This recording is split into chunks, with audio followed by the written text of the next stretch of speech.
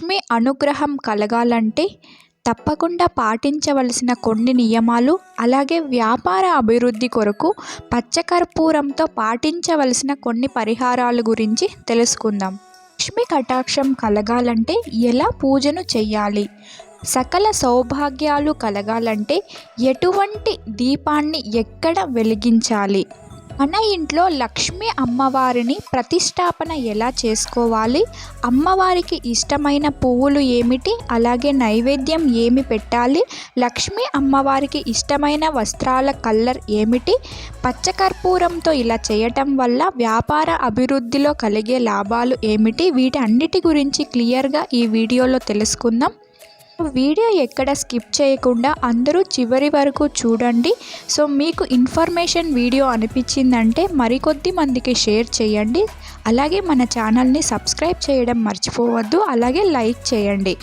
లక్ష్మీదేవిని ఎలా పూజిస్తే కటాక్షం లభిస్తుంది అంటే, లక్ష్మీ స్వరూపం అయిన తులసి దగ్గర దీపం వెలిగించి నమస్కారం చేయటం వలన సకల సౌభాగ్యాలు కలుగుతాయి.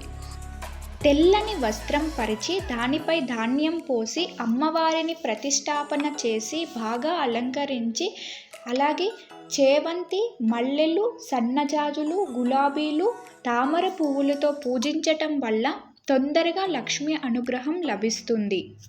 అలాగే అమ్మవారికి ఎంతో ఇష్టమైన తెలుపు లేదా ఎరుపు రంగు వస్త్రాలను ధరించండి.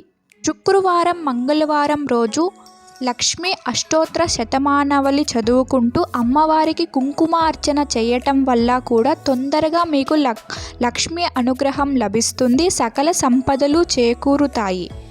ఇంకా ముఖ్యంగా లక్ష్మీదేవి ముందు ఒక రాగి చెంబులో నీటిని పోసి అందులో పచ్చకర్పూరం కొద్దిగా వేసి అందులో పసుపు, కొన్ని అక్షింతలు, ఒక పుష్పాన్ని ఉంచి 2 రోజులకు ఒక్కసారి ఈ నీటిని మారుస్తూ ఉండటం వల్ల కూడా అష్టైశ్వర్యాలు లభిస్తాయి. అంతేకాదు, పచ్చకర్పూరాన్ని ఒక పసుపు రంగు వస్త్రంలో మూట కట్టి ఇంటికి కుబేర స్థానంలో ఉంచి ప్రతిరోజు ధూపం వెయ్యటం వల్ల కూడా ఆ కుటుంబంలో ఆర్థిక ఇబ్బందులు తొలగిపోతాయి. ఇంటికి ప్రధాన గుమ్మం దగ్గర పచ్చకర్పూరాన్ని కట్టడం వల్ల కూడా చాలా మంచి జరుగుతుంది. పూజ గదిలో ఉంచి పూజించటం ద్వారా మానసిక ప్రశాంతత చేకూరుతుంది. పచ్చకర్పూరం ఓ ముక్కను పర్సులో ఉంచుకోవటం వల్ల మనకి ధనపరంగా అభివృద్ధి కలుగుతుంది. అలాగే పచ్చకర్పూరాన్ని కుంకుమలో కలిపి నుదుటన పెట్టుకోవటం సాక్షాత్తు వెంకటరమణ స్వామి అనుగ్రహం తొందరగా లభిస్తుంది. ఇంకా ముఖ్యంగా పచ్చకర్పూరం, కుంకుమ పువ్వును కలిపి డబ్బు దాచే ప్రదేశంలో కానీ, డబ్బు దాచే డబ్బాలో కానీ పెట్టడం వల్ల ఆర్థికంగా అభివృద్ధి కలుగుతుంది. ఆదాయం పెరుగుతూ ఉంటుంది. ఇంకా వ్యాపారం చేసేవారు ఎంత కష్టపడినా వ్యాపారం అవ్వటం లేదా, చాలా బాధలలో ఉన్నారా? అయితే ఈ పరిహారాన్ని ఖచ్చితంగా పాటించండి. ప్రతిరోజు పచ్చకర్పూరాన్ని కుంకుమలో కలిపి నుదుటన ధరించటం వల్ల మీ వ్యాపారంలో అభివృద్ధి కలుగుతుంది.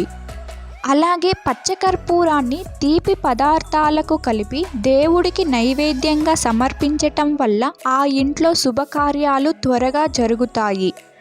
పచ్చకర్పూరంతో హోమం చేస్తే వశీకరణ శక్తులు ఎక్కువ వస్తాయి. సమాజంలో గౌరవంగా బ్రతకాలి అంటే దేవాలయాలకు పచ్చకర్పూరాన్ని దానం చేయటం మంచిది. అలాగే సంతానం లేని వారు పాలకి కొద్దిగా పచ్చకర్పూరాన్ని కలిపి ఆ పాలను మంగళవారం నాడు సుబ్రహ్మణ్య స్వామికి అభిషేకం చేయించి ఆ పాలను ప్రసాదంగా స్వీకరించటం వల్ల గర్భధారణలో ఉన్న సమస్యలన్నీ తీరి త్వరగా సంతాన భాగ్యం కలుగుతుంది. పచ్చకర్పూరాన్ని బ్రాహ్మణులకు దానం ఇవ్వటం వల్ల అన్ని పనులలో గౌరవం లభిస్తుంది. అనుకున్న పనులు తొందరగా నెరవేరుతాయి. ఇంకా పచ్చకర్పూరంతో హారతి ఇవ్వటం దేవునికి చాలా మంచిది.